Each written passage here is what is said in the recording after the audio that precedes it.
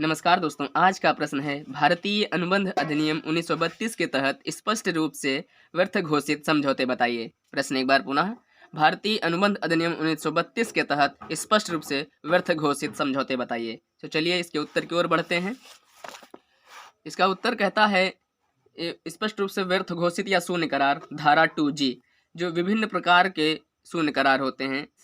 वैध विवाह में रुकावट डालने से संबंधित करार स्पष्ट रूप से व्यर्थ घोषित होते हैं। इसको इस प्रकार समझते हैं कि प्रत्येक ठहराव जो अवयस्क के अतिरिक्त यानी जो अवयस्क है उसको छोड़कर किसी दूसरे व्यक्ति के विवाह में रुकावट डालता है व्यर्थ होता है। जो व्यक्ति वैधानिक रूप से कानून की नज़र में मान्यता प्राप्त शादी कर रहा है और कोई दूसरा व्यक्ति उसमें रुकावट डालता है तो वह व्यर्थ ठहराव होता है।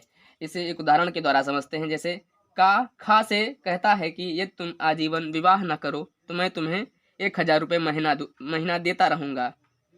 खा राजी हो जाता है, यह ठहराव व्यर्थ है।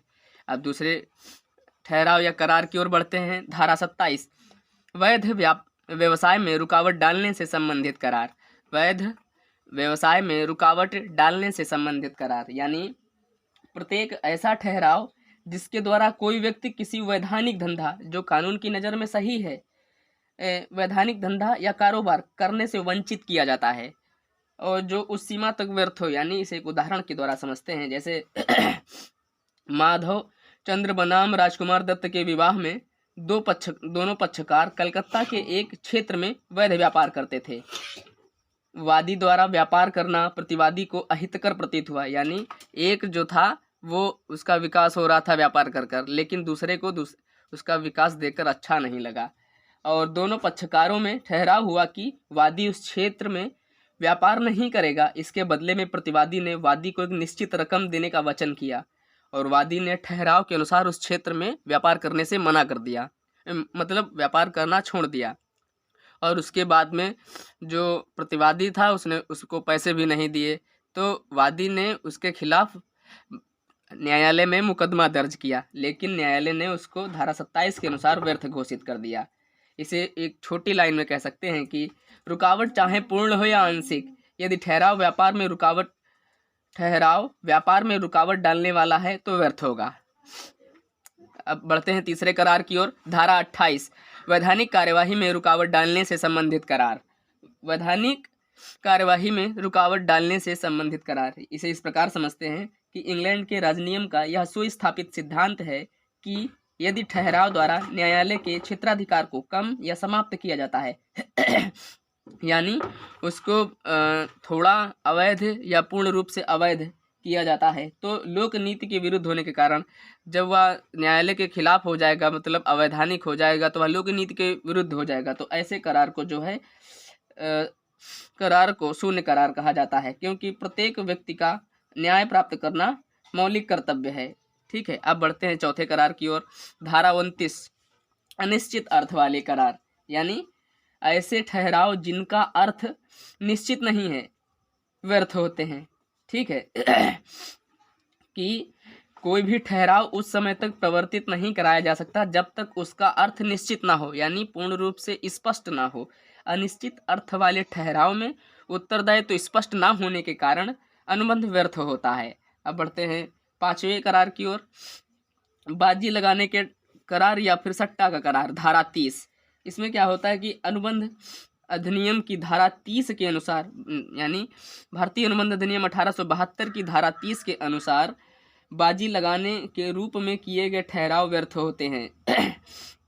कैसे? न्यायाधीश LJ काटन ने कहा है, क्योंकि इसकी कोई विशिष्ट परिभाषा नहीं दी गई है धारा 30 के अनुसार, इसलिए न्यायाधीश LJ काटन ने कहा है कि बाजी लगाने के ठहराव का एक आवश्यक तथ्य यह है कि इसमें किसी भावी घटना जो अनिश्चित हो, ऐसी घटना जब घटित हो तो इसमें एक पक्षकार जीतता है और दूसरा पक्षकार हारता है, तो यह बाजी लगाने का ठहराव होता है। ऐसे करार शून्य करार माने जाते हैं।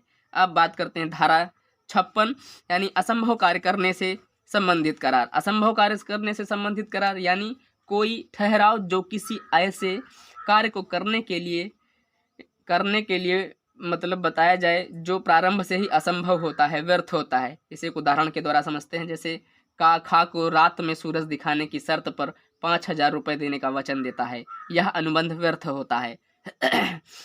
अब बात करते हैं धारा 65 यानी धारा 65 यानी शून्य करार के परिणाम। शून्य करार यानी ऐसा करार जो कानून द्वारा प्रवर्तनीय ना हो, शून्य करार कहलाता है।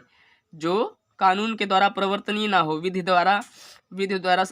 सम्मत ना हो, ऐसा करार शून्य करार कहलाता है। अब बात करते हैं नेक्स्ट करार की। धारा 11 असक्षम व्यक्ति द्वारा किया गया करार। असक्षम व्यक्ति यानी नाबालिग, अस्वस्थ मस्तिष्क का व्यक्ति, ऐसे व्यक्ति द्वारा जो किया गया करार प्रारंभ से ही व्यर्थ माना जाता है। अब बात करते हैं नेक्स्ट करार की। धारा 20 दोनों पक्षकारों की गलती। अगर कोई करार करते समय दोनों पक्षकारों से कोई गलती हो जाती है तो ऐसे करार को भी शून्य करार माना जाता है।